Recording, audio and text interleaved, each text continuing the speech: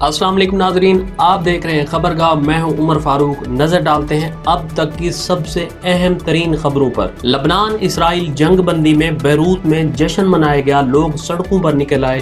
ایران نے بھی جنگ بندی کا خیر مقدم کیا۔ اگر ایران کے ساتھ ڈیل ہو جاتی ہے تو میں خود دستخط کرنے کے لیے پاکستان جاؤں گا، امریکی صدر کا اہم ترین بیان۔ اور یہ بھی کہا کہ ایران پہلے جن باتوں پر آمادہ نہیں تھا اب ان باتوں پر آمادہ ہو گیا ہے، اور ایران نے یہ ظاہر کیا ہے کہ وہ جوہری ہتھیار نہیں بنائے گا۔ اگر امریکی صدر ٹرمپ پاکستان آتے ہیں تو پاکستان کشمیر پر ثالثی کے حوالے سے بات چیت کرے گا۔ یاد رہے کہ 2019 میں امریکی صدر ٹرمپ نے مسئلہ کشمیر پر ثالثی کرنے کی پیشکش کی تھی، جسے پاکستان نے قبول کیا تھا، مگر انڈیا نے فوراً اس ثالثی کی پیشکش کو مسترد کر دیا تھا۔ آبنائے ہرمز کی بندش کی وجہ سے یورپ میں فیول کی قلت پیدا ہو گئی۔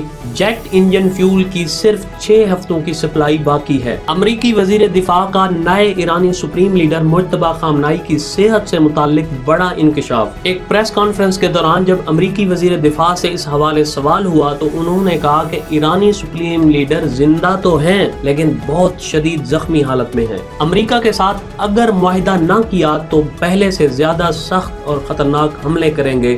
اسرائیل کی ایران کو دھمکی۔ دنیا چند آمر اور ظالم رہنماؤں کے ہاتھوں تباہ ہو رہی ہے۔ پوپ لیو کا ایک مرتبہ پھر امریکی صدر اور اسرائیلی وزیر اعظم کا نام لیے بغیر ان پر تنقید۔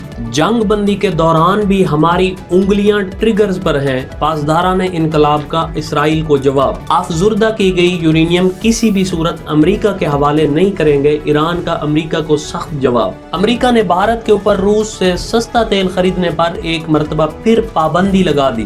لبنان کی سلامتی اور خود مختاری پر ان کی حمایت جاری رکھیں گے۔ وزیر اعظم شہباز شریف کا امریکی صدر ٹرمپ کو لبنان اور اسرائیل جنگ رکوانے پر مبارکباد دی اور ان کی تعریف بھی کی۔ راولپنڈی کے نجی اسپتال میں عمران خان کی اہلیہ بشرا بی بی کا ایک آنکھ کی سرجری کے بعد دوبارہ انہیں اڈیالہ جیل منتقل کر دیا گیا۔ امریکی ناکہ بندی کے باوجود پاکستانی آئل ٹینکر دبئی سے تیل لے کر پاکستان کی طرف روانہ۔ فیلڈ مارشل سید عاصم منیر کا ایران کے خاتم الانبیاء فوجی ہیڈ کوارٹر کا دورہ، ایران کے میجر عبداللہ سے ملاقات کی۔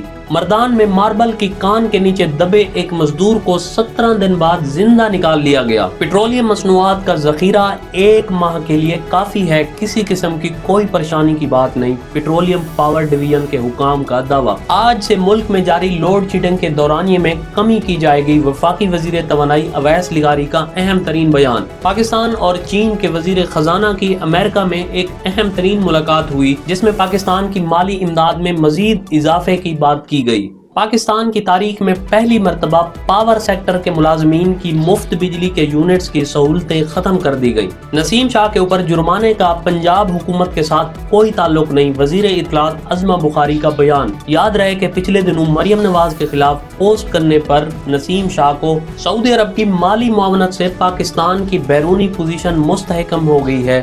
یاد رہے کہ پچھلے دنوں سعودی عرب نے پاکستان کے بینک اکاؤنٹ میں $3 ارب ڈپازٹ کرائے تھے۔ امریکہ اور ایران کی جنگ کو رکوانے کے لیے پاکستان کا کردار مثالی رہا، ایرانی صدر کا اہم ترین بیان۔ گندم کی نجی کمپنیوں کے ذریعے خریداری پر کسان پریشان۔ یاد رہے کہ پنجاب حکومت نے رواں برس صوبے میں 11 نجی کمپنیوں کے 239 مرکز کے ذریعے گندم خریدنے کا فیصلہ کیا ہے۔ انڈیا کے مشہور ترین بزنس مین مکیش امبانی کافی لمبے عرصے کے بعد ایشیا کے امیر ترین شخص کے اعزاز سے محروم ہو گئے۔